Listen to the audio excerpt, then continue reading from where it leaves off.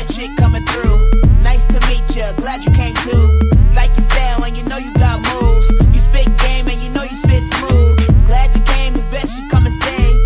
I need you loving like water in the bay. Let's walk down the aisle, make a baby. I ain't been in love like this somewhat lately. Step into the room with the crown on top. Welcome to another edition of the Fear the North podcast. We hope everybody enjoyed that little bounce up musical tune at the beginning to really set the tone right now within the division. I am Irie Harris. I am joined by my lovely co-host partners in crime, Sapphire, and then Chris Murray, established journalist and author. Now, for those that were in tune, this past Saturday, we did, still within the sense of the AFC North football, but, a little bit something different, in which we specifically spoke on the terrific primetime game that was this past Thursday night between the Ravens and the Bengals. The Ravens would take that in a 35-34 win.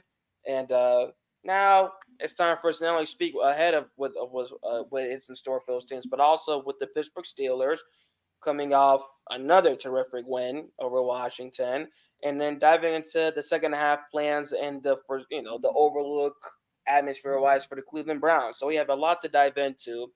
And, I think it's best to start with the Browns. No, I'm just playing.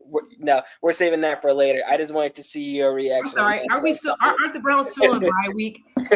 Are they relevant at all anymore other than playing the spoiler They've been on role? a bye week all season. I hate to say that, but, Mid-season, I tell some truth there. Mid-season form we are in. Yes, jokingly as so. So we are going to dive right now into the Steelers. 7-2, okay? First within the division. They come across with another close clinching win, 28-27 win over Washington. A game in which they held Washington scoreless in the fourth quarter and came away with the win. It was really the little things that helped out. Thoughts within the Week 10 win for Pittsburgh and what we're seeing right now, especially coming off the bye week that is too. We're really talking a little bit about what we could expect. We want to save our full thoughts ahead for after the game and, when seeing the final result. But just opening thoughts within, this game, good, bad, anything. More so good, I would assume, because this team is on fire right now. Yeah, for the Steelers organization, nothing but good.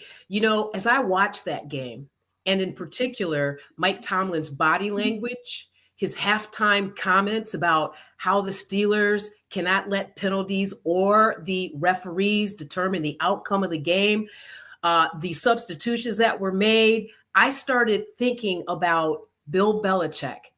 I mean, from the perspective of how Mike Tomlin is so confident in his team's capabilities and the talent that they have. And regardless of who's playing or not, like plug and play, he knew the Steelers were going to leave the Washington, former FedEx Field, whatever they're calling it, with a victory. That was my biggest takeaway from the game.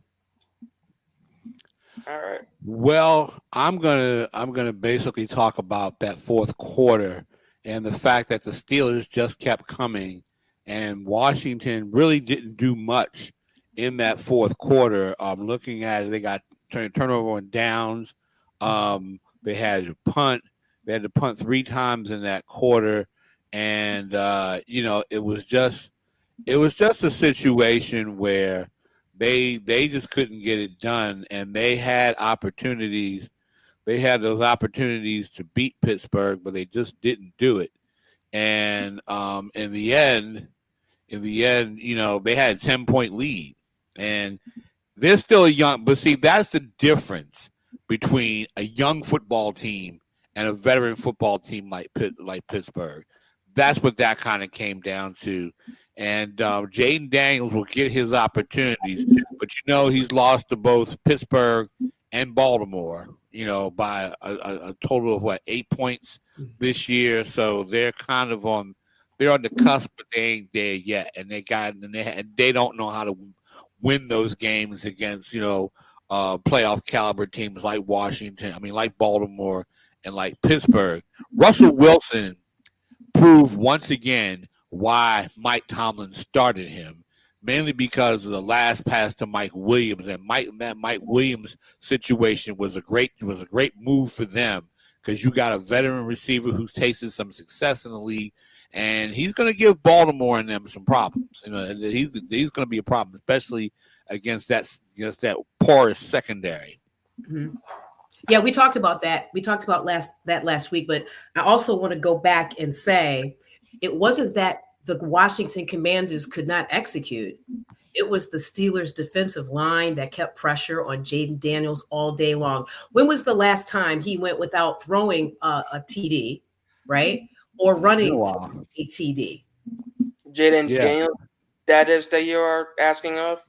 Yeah. When was the last time that you recall he did not throw a touchdown pass or run in for a TD in a game this season? When they played Carolina, October 20th, I believe. See, that's defense. To me, something that separates, again, the AFC North from all the other divisions. The defense can win games as well. The pressure that he was under all day, and even a couple of those hits, including on that damaged side of his body with the ribs, you can tell he was not 100%, right? Yeah. So, I mean, for me, Pittsburgh's D-line once again dictated their will on their competitor. Yeah, and they were able to overcome some turnovers too, because he threw an interception, and they also had a fumble in that situation where they saw a drive come to an end. So, and after that, after they forced Washington to that three and out and whatnot, that's when they came back. And you can't let a team like Pittsburgh just hang around. That's right. You can't let them hang around, and that's what happened. I mean, they got this shot. Sooner or later, if you don't execute, and they didn't have Brian Robinson out, in that game either, so they really couldn't put the game away, and the way they wanted to. And I think Austin Eckler is a good backup, but he has spectacular moves. But you can't rely on him to be that bell cow back late in the football game and whatnot. So, so the way I see it, they let Pittsburgh hang around, and Pittsburgh is notorious for hanging around long enough to get back in the game and win it. Your inner Ravens is coming out. Pittsburgh doesn't hang around. This is the whole point. Coming off a bye week when many teams, like you have said in the past, Chris, play down to their competition or it's a trap game. Mike Tomlin had his team all phases prepared for that game. You text me, who is Jaylen Warren? Do you remember that? Yeah, he ran well in that game, and he just, Najee Harris had a decent game, but he made the play that pretty much, took clock off for Pittsburgh, and pretty much they were able to kind of close down Washington. Washington didn't really have a chance to really, get back into it late in the game. And, he just played well. I mean, a lot of times you need, and then what helped Pittsburgh, and Pittsburgh had a 4th and 1, and they were about to go with, Washington's youth and inexperience came through where the game ended basically on a 4th and 1, and a Washington defender, knowing that Pittsburgh was going to do something to draw them offside. What does he do? He jumps off sides. And when he jumped off sides and all that, that was your game. That was the ball game. That was the officials became the dagger at that point. But basically Washington put it up on the hoop, put it up on the backboard, and the officials slammed it down. That was it. They gave it to him.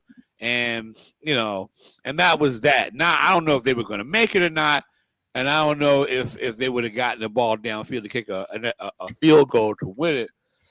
But that's the difference between a young team and a not so young team. So you don't make mistakes like that if you're a young veteran football club like like Pittsburgh.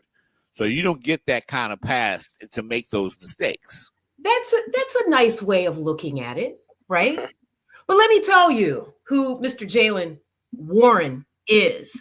What I think the Steelers had a little over 300 total yards. Is that correct, Irie, in offense? Mr. Warren was responsible for 66 run yards, 29 pass yards, and 56 yards on the the kick return. A total of 151 yards is what Total offense. total offense that he generated. I mean, you can't make that up. You cannot make that up. That's No, coaching. you can't. Yeah, and that's an understanding your personnel. I mean, the Steelers defense held Washington to under 300 yards of offense, 242 yards, and both, and like I say, both passes were off. I mean, Jaden Daniel was 17 of 34, in other words, 50%, and for 202 yards. So, it was one of those games where he couldn't really make enough plays to help his team out and everything. And so at the end of the day, Pittsburgh prevailed. I mean, I think that the Commanders' defense held the Steelers pretty much for most of the half. But if you give that Mike Tomlin Steelers team an inch, they're gonna ask for everything. So what you have to, I mean, and that, like I said, it goes back to coaching. It goes back to a veteran team. Now they'll be playing a Ravens squad that's terribly undisciplined, which is nervous, aren't you, Chris? You're nervous. yeah, I'm a little nervous about this game because the Steelers in recent times have had Lamar Jackson's number. Although one of the things is that sometimes the Steelers have had to play the Ravens late in the season because of playoffs, so maybe Lamar hadn't gotten in. But last year they played. Last year in the last time they played Pittsburgh at home, the Ravens blew a fourth quarter lead and basically let Pittsburgh hang around. I'm not saying Pittsburgh is bad, but when you got a team, Pittsburgh is not necessarily as overtly explosive as other teams like Baltimore or Kansas City. And so what's going to happen, they're going to probably take away all the big chunk plays that they may have. And I think that'll be Derrick Henry's biggest test of the year as well. So, no, I like how Pittsburgh is playing. They, like I said, I think they finally figured out a formula, and I think, and there are two teams in that division that have figured out that formula. That's Pittsburgh and Baltimore. So when they come Sunday, to quote the late Myron Cope, that terrible towel is placed a strike, and the Ravens and the Steelers are going to get it on. That's what's going to happen. That's what's going to happen Sunday.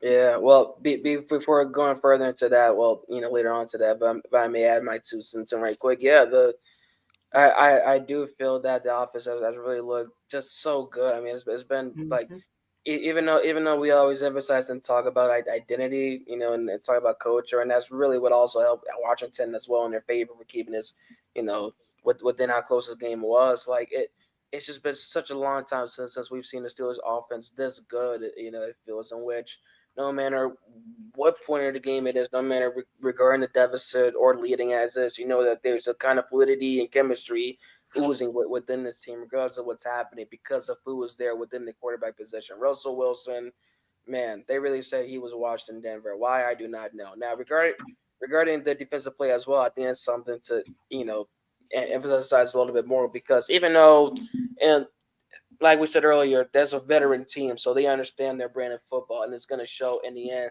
Washington still being that good, up and coming team that really knows their identity, and is really showing in why they currently lead the NFC East, in first place right now. But it also showed within Jaden Daniels, because even though he didn't account for a touchdown himself, he still accounted for 124 passing yards in the second half, 124 of his 202 on that. So even though he wasn't as effective in the first half, he eventually got it going in the second half, showing just how good that team is. Yet the one thing he had to combat was the number of blitzes accounted for by Pittsburgh. He faced a season high 20 blitzes from Pittsburgh. No other defense he has gone against, including the Browns, who was praised as the best team, the best defense, during last year. Even they did not get as many blitzes as Pittsburgh did this year. Pittsburgh is the only team right now versus Washington so far to account for over 20 or more blitzes versus Washington. So Jaden Daniels faced 20 blitzes, and we really saw that within a number of throwaways and there'll be quicker passes that he had to get off and stuff. So that really, I thought that's what made a difference because we see how it was within the end game. And going back within that first, they meant that fourth down, as you mentioned earlier, Jordan Newton was the Washington player who accounted for that flag, in which it was a neutral time infraction. And did you see the way that Pittsburgh just kind of just celebrated that? Like, it's one thing to be happy about, but I don't know why. I just really took notes of the scene, the way that Russell Wilson and his team together in that moment jumped around, pointed and everything, and high fiving and stuff. Like, this team is serious, and they know that they're good, and they know that they're rolling. And while everybody else within the outside, including myself, if I may admit, it's still surprised, like knowing this team will be good, but thinking they're this good, they're not. They know how good they are. And we talk about the swagger that Mike Tomlin walks with when he knows he has a good football team on his hands. That's what I saw once again during that game and after. He did not look worried at all. He did not look phased to me at any time. Still kept them shades, still smiling during that game. This is a team to reckon with. Yeah. I listen, you are saying the same thing that Chris said a few moments ago. It's about knowing your players' capabilities, knowing what they can do, putting them on the field in the right situations after being coached on what to do. And that's what I was mentioning when I first started about Mike Tomlin's body language. I don't recall a time when he was so overtly, expressive about what he felt his team could do on that field. Even after that, whatever you want to call the final play of the game, at least for Washington, when he took his little piece of paper and kind of flipped it like, come on, get out of here. That is the domino effect of what we're seeing with the Steelers on the field, including, as they put Sunday, Rue Wilson. It was a real personal game. It was a real statement game. This, to me, what are we, week 11-ish? The Steelers have been so disrespected. And they've been flying under the radar. And I just think this upcoming game with the Ravens is going to be a coming out party with an asterisk. Mr. Highsmith has been ruled out against the Ravens in that game. What do you both think the impact of that could be in terms of the Ravens running game? That's huge because that running game with Derrick Henry, and I think they're going to have to emphasize that running game because I think I think the number one headache that Mike Tomlin has this week. How am I going to defend Lamar Jackson? How am I going to defend probably the three-time MVP in this game? And I looked at Pittsburgh the other day in that game. I'm impressed by them in the sense that you were talking about. They were all celebrating that play at the end. That's kind of a hallmark to what, in terms of the discipline that Tomlin instills into his team. So that's the thing when they would celebrate. That was a fundamental play. That was a play where Russell Wilson drew them off sides and everything. And that's the difference between a disciplined team and a young team still trying to figure it out, even though Washington and they play Philadelphia on Thursday night football. Great game. And so from that standpoint, that's why there was that celebration because of what they did with their head. They outthought and they out-disciplined Washington in that game. Fact. Go ahead, Irene. I was just going to say, and it's going to be interesting because we're talking about them going against Lamar, and Sapphire, I'll give you the credit on this. Like, you could say technically just went up and made a statement win versus a younger version of Lamar, huh? You know what?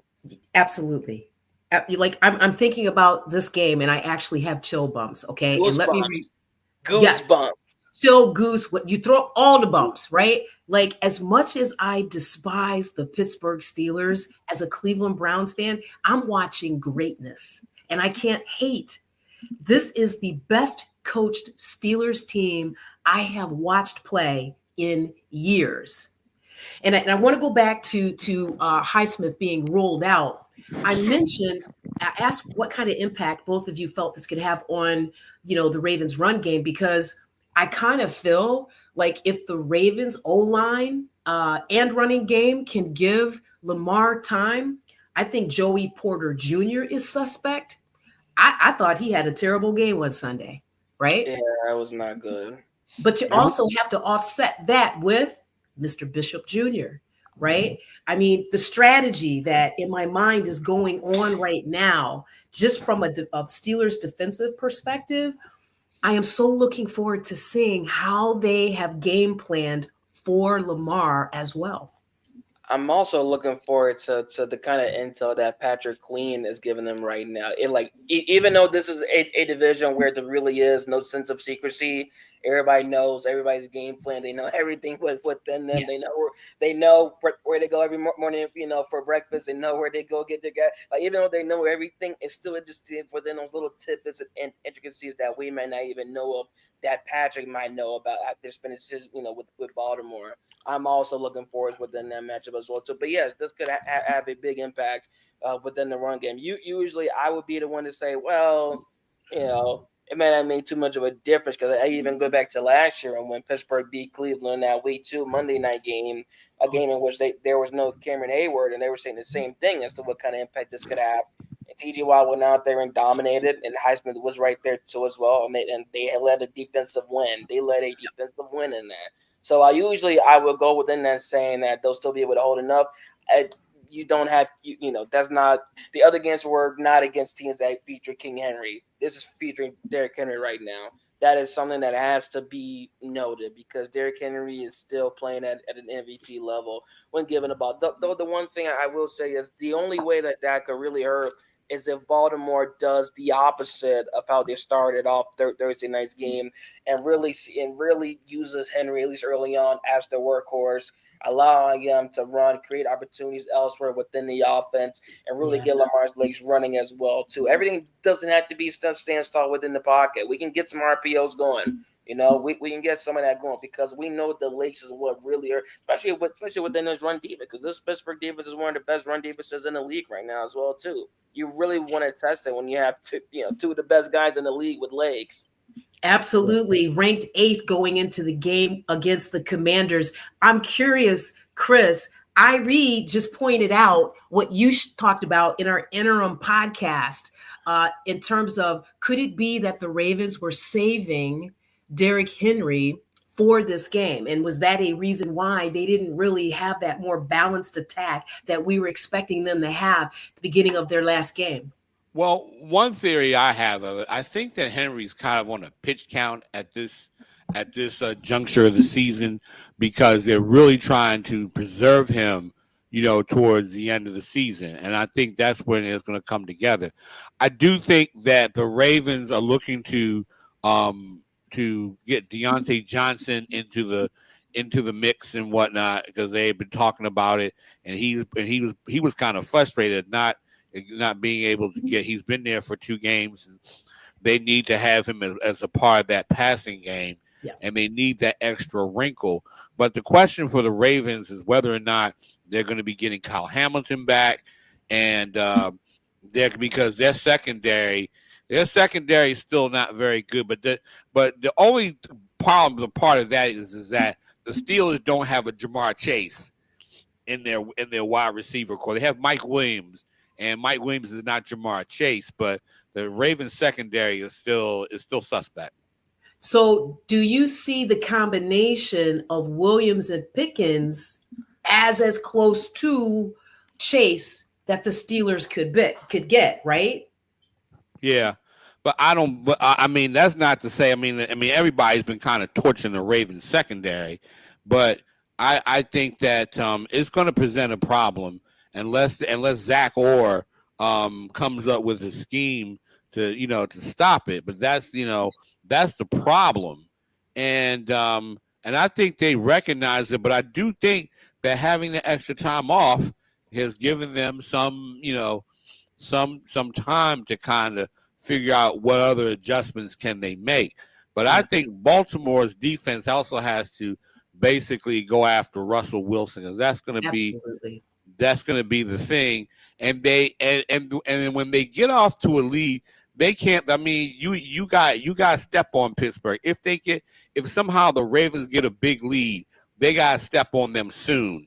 And because if Mike Tomlin has that opportunity, that's going to happen as well. So I'm just basically trying to say in this situation that this is not going to be easy game for both teams. And it could be a war of attrition. Who makes the biggest mistake in the game?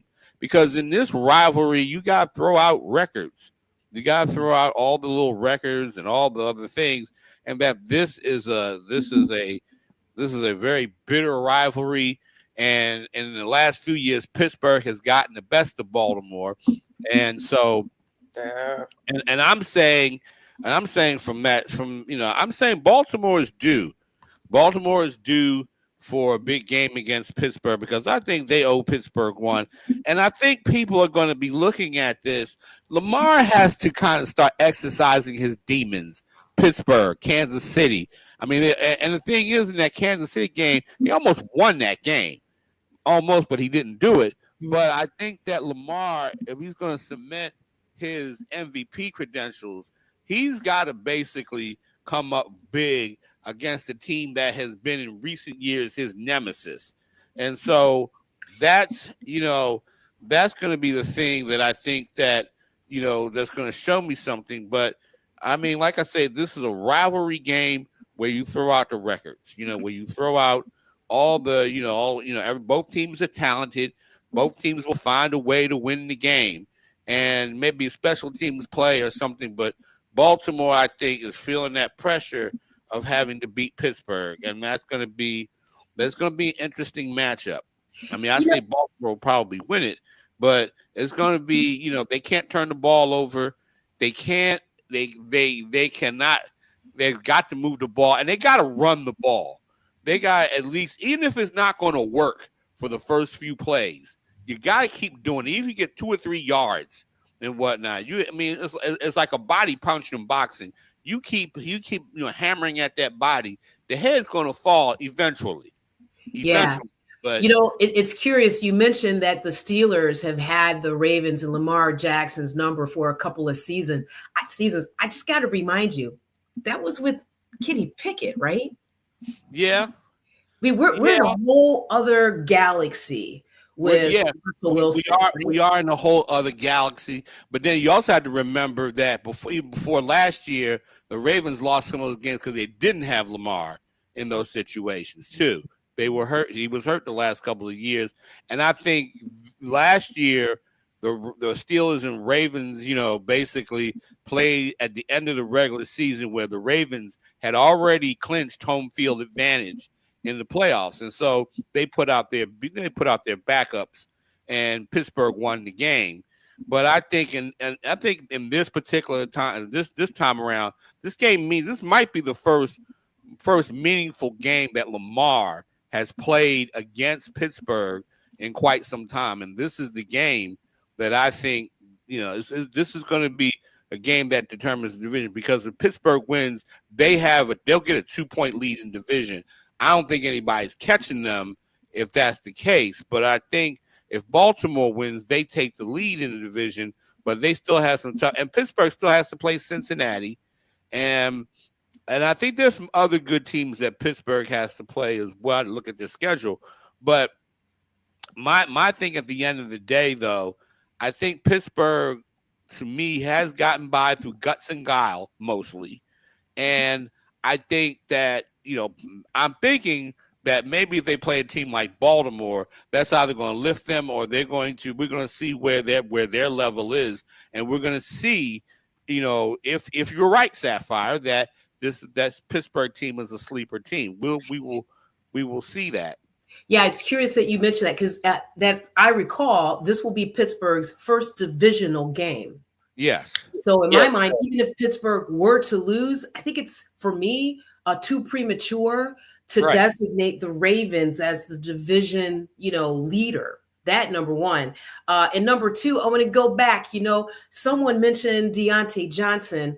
Here's a curious clip from Mike Tomlin's presser today on the former Steelers player.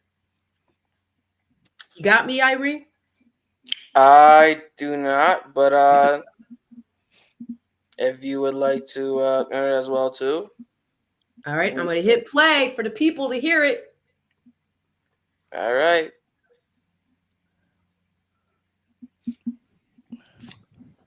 That's Can't a hear it. that can't hear it either. That are occupying my attention at this part of the week. One more time. Here we go. To be honest with you, I hadn't thought a lot about it. He's not on a lot of their video, and so, at this stage of the week, I don't know that I've weighed, what he might mean to the matchup. They got more significant pieces with larger roles that are occupying my attention at this part of the week. Well, Let the trash talking begin again. I mean, he played 5 seasons with the Steelers, right? Right. Yeah. It's right here. It's right here. I mean, to be honest about it, before they got Johnson there, the Ravens receivers were a problem, and that's because of Lamar. And it might be trash talk. It might be a little trash talk. I get that. But to be honest about it, and Mike Tomlin is right, they don't have a lot of tape on him within that offense. But, they do know him. He's a former player. And I think Johnson can probably give the Ravens some insights on having to go up against the Steelers. So from that standpoint, that's, it's going to be interesting to see what happens there. But right now, and I'm reading an article here that basically John Harbaugh says he's going to do everything he can. They're going to have Tre'Davious White out there for this week. So they're trying to do everything they can to fix that defense, because that's the thing that worries a lot of Ravens fans, is that defense is that the way Jamar Chase was running up and down. I mean, he could have done backflips every time he caught the ball and made it to the end zone.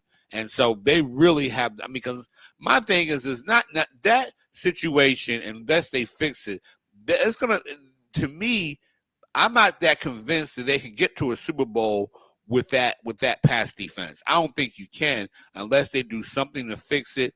They deployed Tre'Davious White in some other situation, that's best suited for him, that eventually helps the team. But right now, I think this is a big game for Baltimore, because they showed, they're allowing 294.3 passing yards per game, almost 300 yards a game. You can't do that. That's not sustainable. That's not going to get you.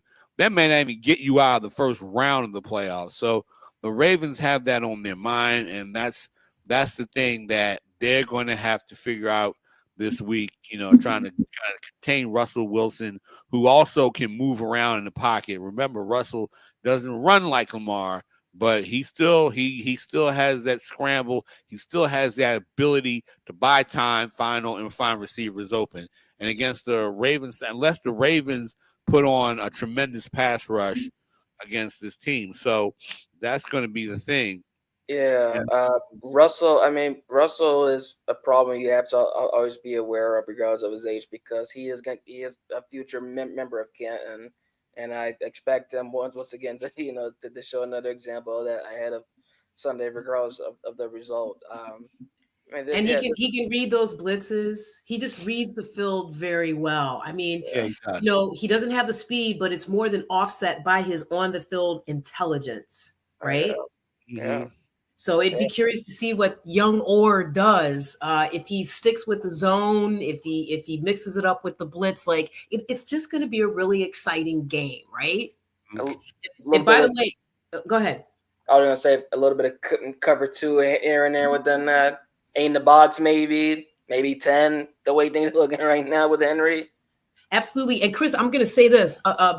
This is a game where if I'm a Ravens fan, this is the game that I'm concerned about Lamar Jackson having cut all of that weight, because that D line of the Steelers, if Mr. Watt gets a hold of that tush, we could be looking at a potential, should I say it? Injury? Absolutely. This is the AFC North, people. Well, the thing is, but all that said, now I got to counter that, and all I can say is I can imagine Lamar Jackson in a Blues Brothers suit with a hat on and sunglasses. I'm on a mission from God, and in that situation, Lamar Jackson, the way he's been playing this year, has been on a mission from God. Considering how he's been playing, Yeah. I think that guy. I think he wants Pittsburgh. Yes, absolutely. I think he wants Pittsburgh. He wants Pittsburgh and Kansas City badly, and I think that Lamar is the way that Lamar has played, in spite of all the defense's woes. Lamar has been the only thing that's been consistent. Sort of like Wu-Tang. I mean, they have been very consistent. Beautiful. You will get this on no other podcast, people. You'll get it on no other podcast, right?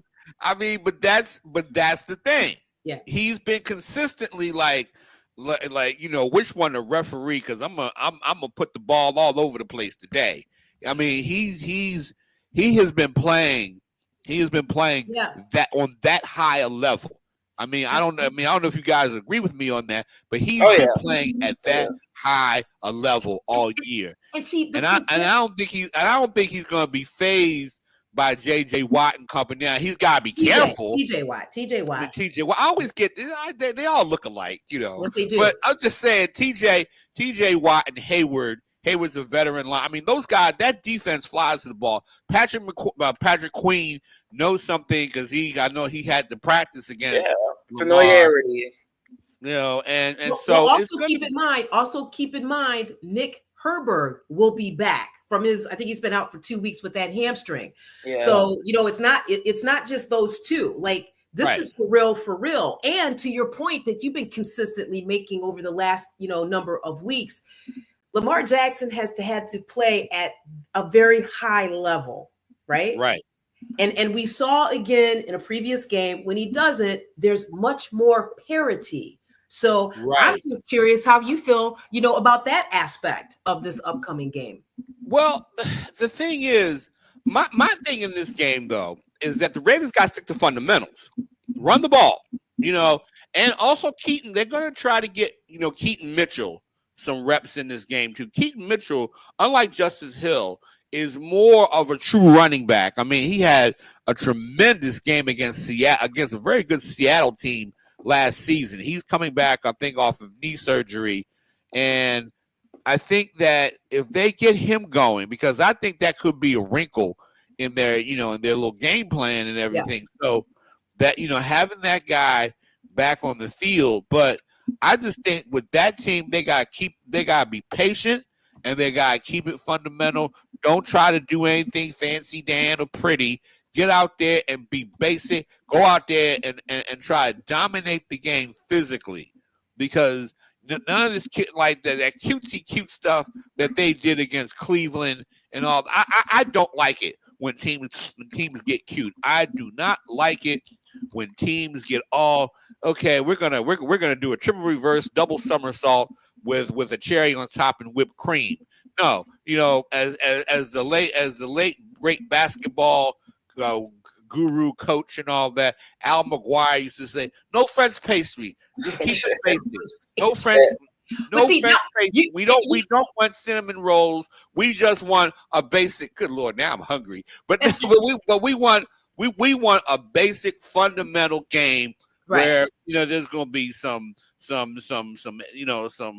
on field fights, and it's going to be physical. What the Ravens have to do is make this a physical game offensively. That's the thing, and don't try to get around, because don't let T.J. Watt and company smell blood, because don't get away. I think they're going to throw everything they can at that defense, including Derrick Henry, and Lamar will make plays in that game.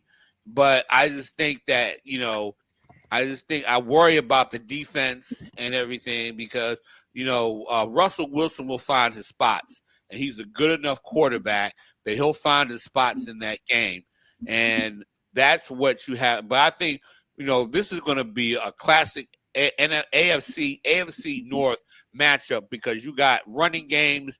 You got even and remember the Ravens are one of the best teams in the league at stopping the run. They are. And so that's going to be, and the thing about it, if Pittsburgh can find something in their pass defense, that's going to make it interesting. But I think what Pittsburgh is going to do, run the football, medium passing, do some 12 to 15 medium passing game, get the ball out in the seams of the zone against that Ravens defense, and then they may eventually hit a big play. So that's going to be the thing that Harbaugh and them have to watch out for, and that Zach Orr is not, right now Zach Orr overthinks the game. Play.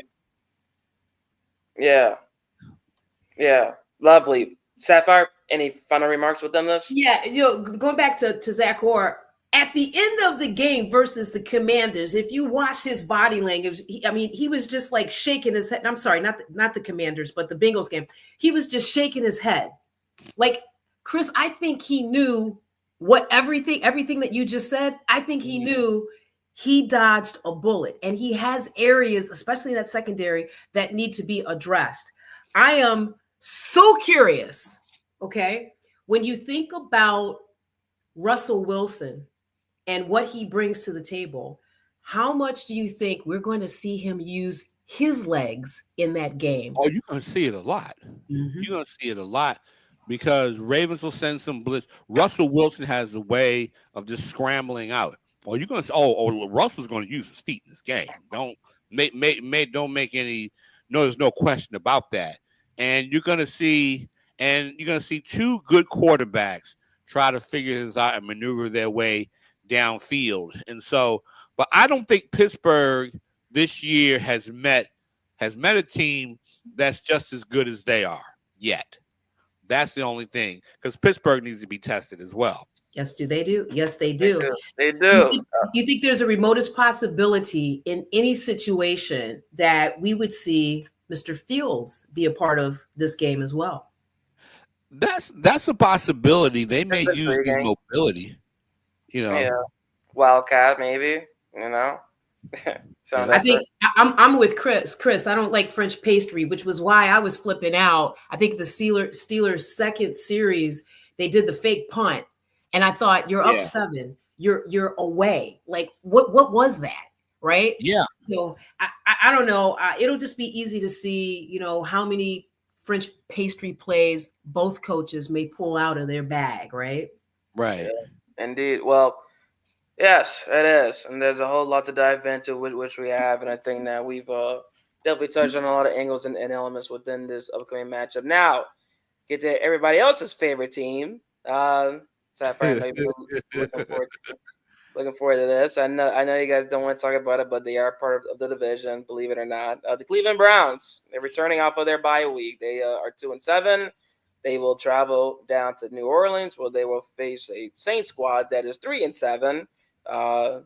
Man, it's a lot to really dive into right now. And I'll just kind of set the tone. Don't know exactly what it is right now regarding the direction of this team or what they even are right now. Definitely not what we expected them to be in the beginning of the season, ahead of the season at that.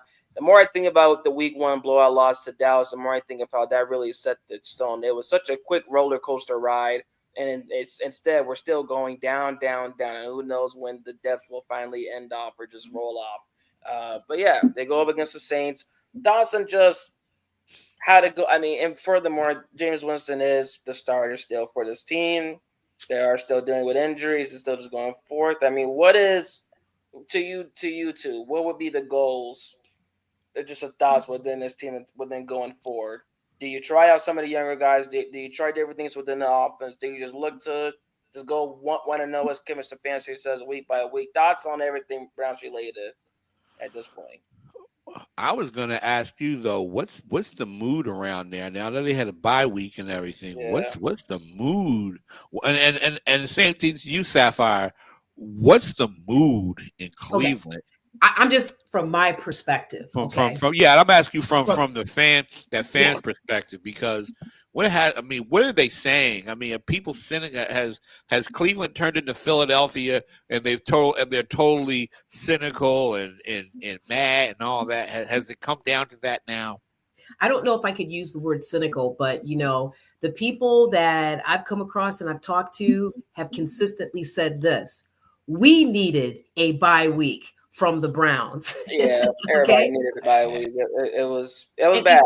and what I noticed too is the propaganda campaign continues, right? With some of Cleveland sports media. I've heard more interviews with Kevin Stefanski outside of his typical, modus operandi, reflecting on the history of the game and growing up in Philly and watching teams perform and how they function. And the propaganda is to try to make him more relatable, right? So there's that component. And then lastly, I think the majority of Browns fans that I have talked to are looking at the Browns do a fire sale, right? If, for example, and Irie, I'm going to hand this off to you in a few seconds. If Jameis Winston does not execute, it may be the last time we see him play on the field in a Browns uniform, right? And then from the fans' perspective about the general manager and the coach, this is an opportunity for them to understand who they are going to shop at the end of the season to get maybe better draft picks. I mean, it's a hot mess. It's a hot mess. And I just don't expect the Browns are going to go into this game like it's a game. I think it's too fragmented. And I think there's chaos in that locker room, right? That's my opinion of things. Wow. What about you, Irie?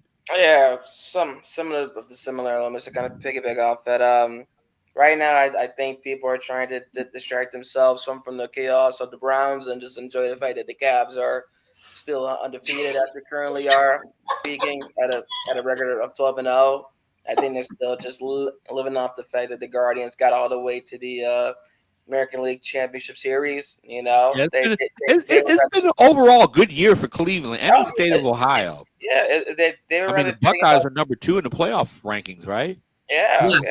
yeah. They would rather soak themselves with these, like, even then with the Bengals, they'll give them the benefit of the doubt and know how most of their losses have been one score, one possession losses. Like, okay, it's just the little things. They still got fight in them.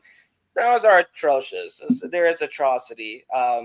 For me personally, Jameis Winston, it's hard. It's hard. Well, for one, within the quarterback position, because that's the one thing right now. It seems he went from hopefully playing for a playoff spot and to make the deep contending run to now you're playing for draft picks.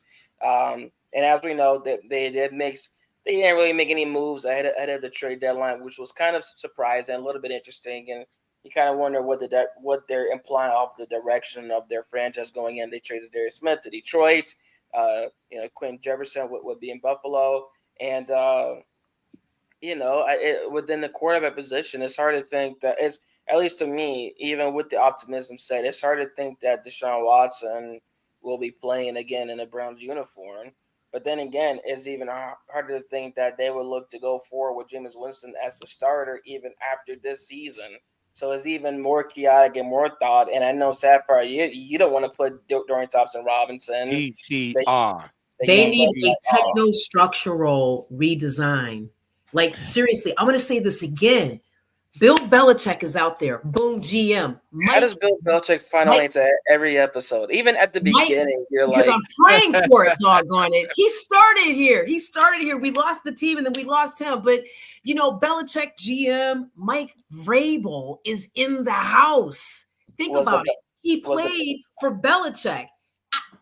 Was the Belichick era in Cleveland your Roman Empire, Sapphire? We were so close.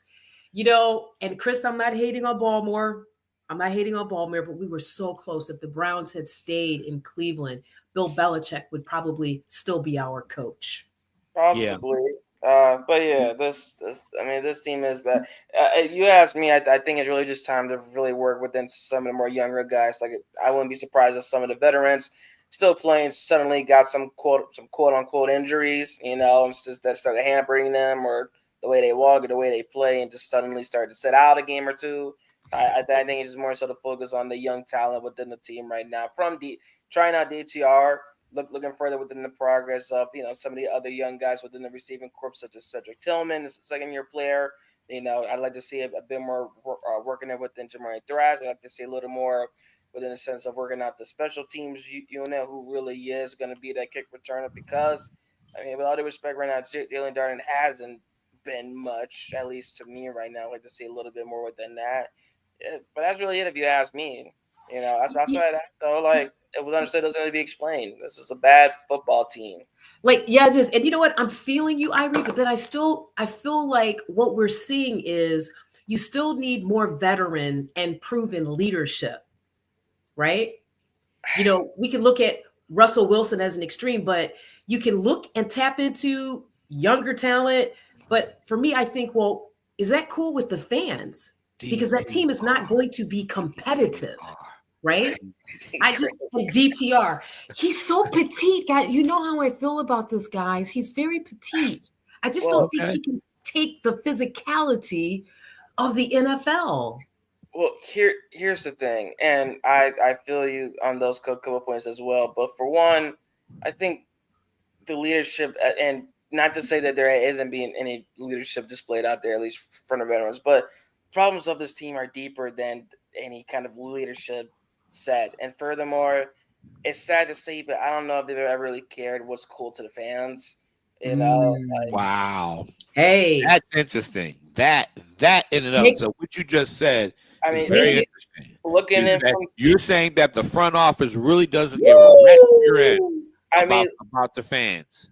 Look, I'm not there behind the scenes. I don't need anybody trying to clip this and send it to everybody to the house and stuff. But just looking from the outside in, like when you talk about, at least in the sense of, and nobody's the saint. I'm no saint as well, but just even within the sense of morals, morality based, like at what point did they care about the fans with that move? Moving forward, really, and that's I'm not gonna clip it. That's not even diving into some of the other moves that have been made, within this front office. And then don't get me started on everything happening right now with Brook Park. Like at what point has there been a proven sense of proven justice to where this front office is putting the fans first, whether it be on or off the field? I may be the only one, Irie, but I just feel like until the shovel is pitched into terra firma, there still may be a conversation going on to see how they can rebuild on the lakefront. Oh yeah, I agree. Like I was telling somebody else as well too. Like I don't care if it's a done deal and everything is in ink. I really don't care, and don't believe that it's official until I see it actually in action. Just like you said, until there's shovels going up, down, up, down. You mean? Yeah. But I had the opportunity to I ran into a finance guy while I was trying to watch the game in peace on a Sunday, and it was curious what he said because again, certain Cleveland sports media has been the proxies, apparent proxies to making fans accept this move to the inner ring suburb just 8 miles away from the stadium is a done deal. And he himself, he used to be a Browns season ticket holder. And he said the reason why he gave up his seats were because they were stinking up the joint, right? And even when he went back to get sort of like partial season tickets, they were all sold out. And I said to him, why does every Browns fan sound like they're bipolar, right? We hate the Browns, right? And so it was kind of a nice conversation, but his point was, I don't support the move to Brook Park. He said, I can afford season tickets, but I think it would be an entirely different fan experience. And I just, again, really wonder how much of a conversation may still be going on about that move. Well, I tell you what, in terms of making the move out to the suburbs, that's going to be interesting to see if anybody can really afford season tickets, given what's coming up in the new administration. Ooh. That's, that's something to think about. But it's so controversial, Chris. I know. But To your point, though, something to think about because it's I don't something to think I can about tell- because if those tariffs, it's going to be interesting to see how much people will put their money they're going to put their dollars in. If somehow next year, I mean, people are thinking about they got to buy their cars now and everything because what's going to happen? People are going to start reconsidering. I mean, don't get it twisted. I think somehow sports is kind of an elastic thing economically, as I remember, what I learned in Economics 101, which means that if it's elastic like that, the fans are going to pay no matter what. absolutely. Okay? And I think that, a lot of times Browns fans and fans in general still hanging there in the off chance that this could be our year. This could be it. It could be that's that carrot hanging on to us every year. The possibility that we might have a miracle year and turn it around until we don't do it and we're back stewing in our beer and frustrated and people go home and yell at their kids more if the Browns aren't winning and all that.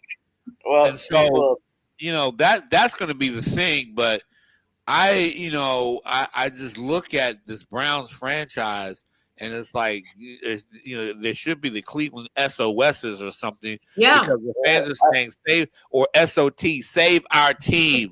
Exactly. That as well. Well, and to kind of, conclude this segment about the Browns before diving into predictions and final thoughts, like, I think the one thing as well to really point out is, like, since the franchise returned in 99, and Sapphire, correct me if wrong, but the last couple of few seasons, within the moves of drafting Baker, of drafting Denzel and Miles and watching them improve over a couple of seasons, and then bringing in Odell Beckham, Jarvis Landry, like that really from that point to ahead of this season, or really to now, really started the first time in a long time in which there was a potential, or furthermore, I'll really started with Kevin Stefanski coming in.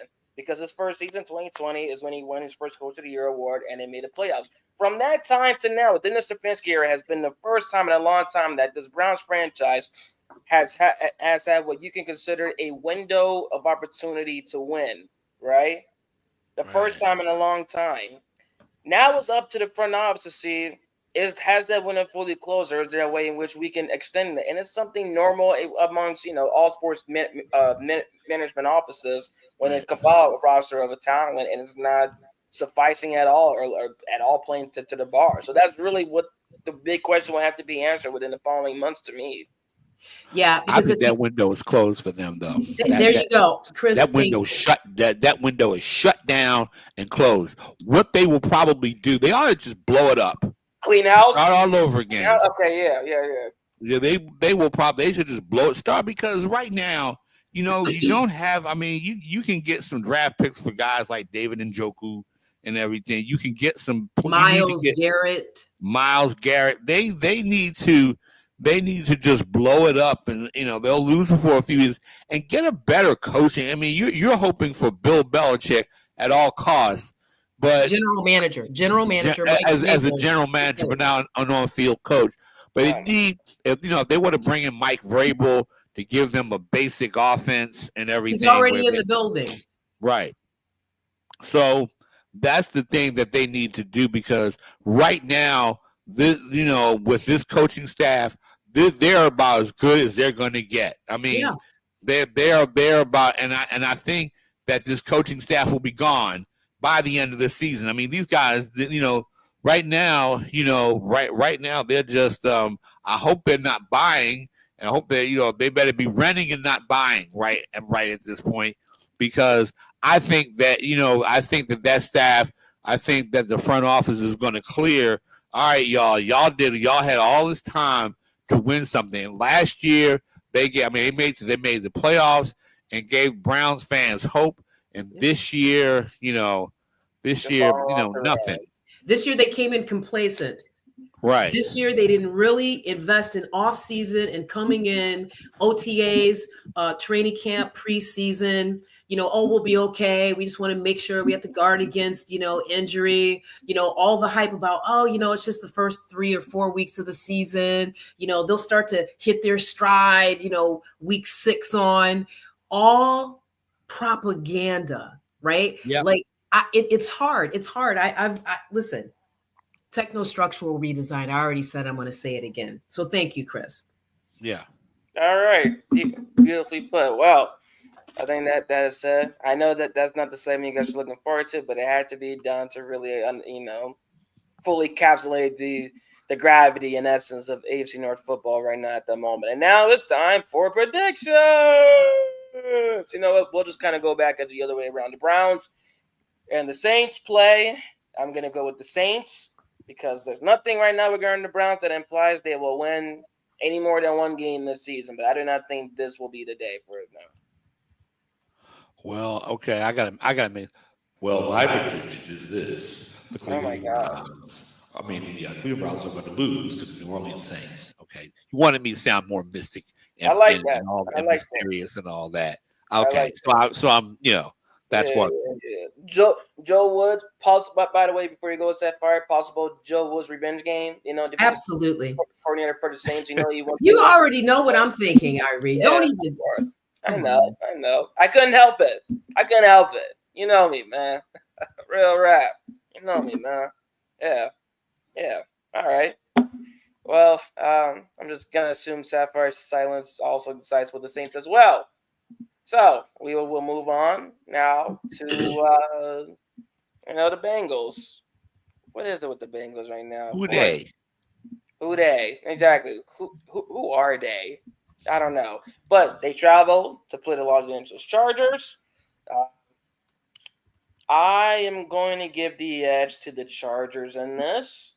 I think it'll be another one of those close games because that has been the trend right now for Cincinnati this season. But the Chargers will come on top because they excel at the little things a little tad bit better than Cincinnati.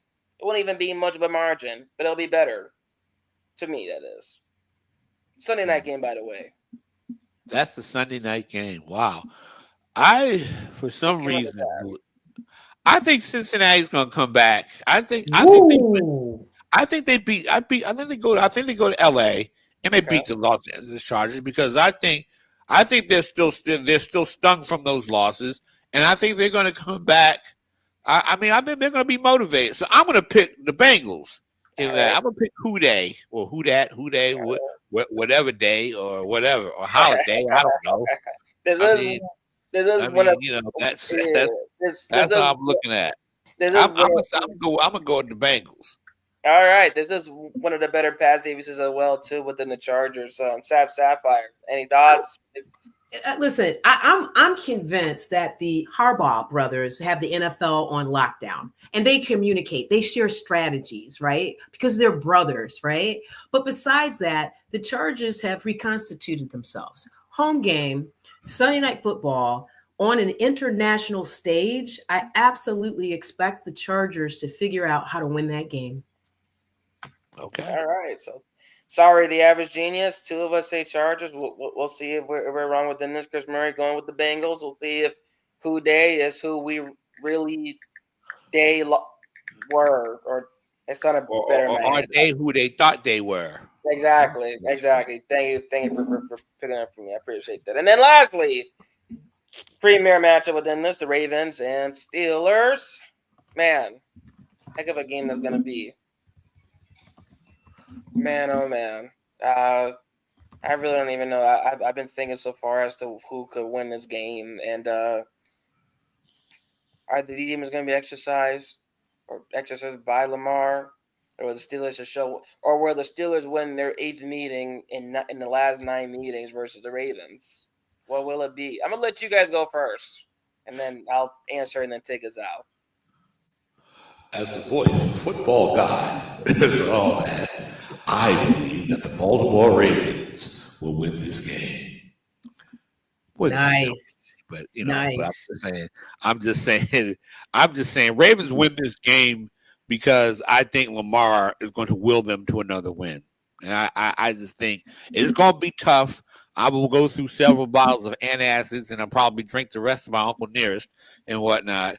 And so it'll be tough, but I think at the end of the day, Baltimore prevails because I think Baltimore owes Pittsburgh a little something, something. But you never know because it is the Ravens and the Steelers, and luck has always favored those doggone Steelers. But we'll see. Luck, Chris? Seriously? Luck? Oh man, all right. No, because and let me tell you why I say luck. Because a lot of those games are even, right? And it's like either the Ravens will do something stupid, or some other play, or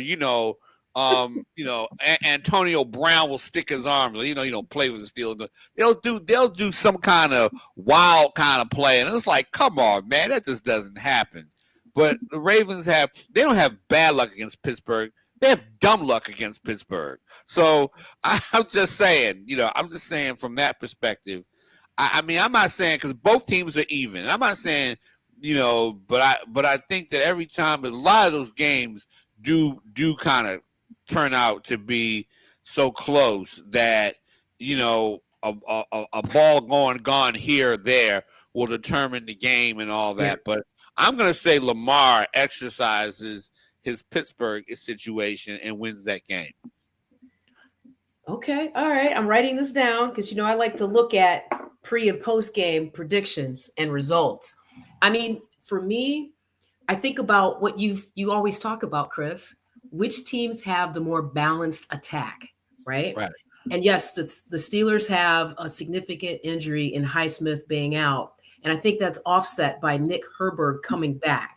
So I think that based on how the Steelers dictate on that line, that their defensive line, and while I'm concerned about Joey Porter Jr., on the defensive side, I would elevate the Steelers over the Ravens offense. That's number one.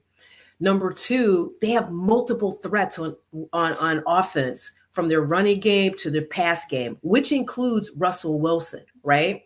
Who is very efficient throwing the ball.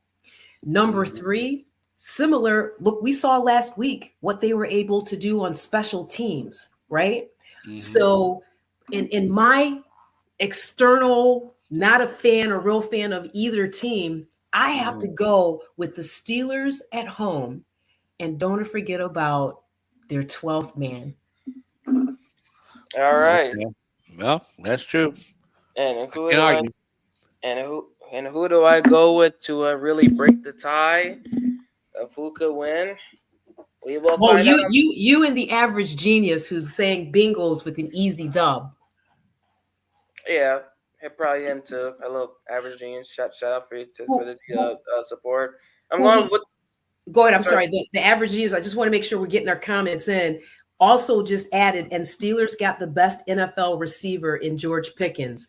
Thank you for adding that cherry on top of the sundae, the average genius. Thank you very much. And for that, I will be going with the Ravens. All right. Thank you, everybody, for tuning into another edition of the Fear the North podcast. Please like, subscribe, share our content. We appreciate the support. You can follow us on X at Fear the North 4. I repeat, it's at Fear the North 4. 4 you spell out, you are, all that good stuff. But at Fear the North 4. Thank you very much. Wait till we see inside. That's the best where else? Irie Harris. There's the part I wanted to hear. Not more Ravens. Irie Harris, Sapphire, and Chris Murray. And thank you all. I love you guys. Irie, Chris, I love you guys. You all, thanks for listening, tuning in, man. We're here every Tuesday night. Thank you. Best of success to all of your teams. Peace out. Peace out.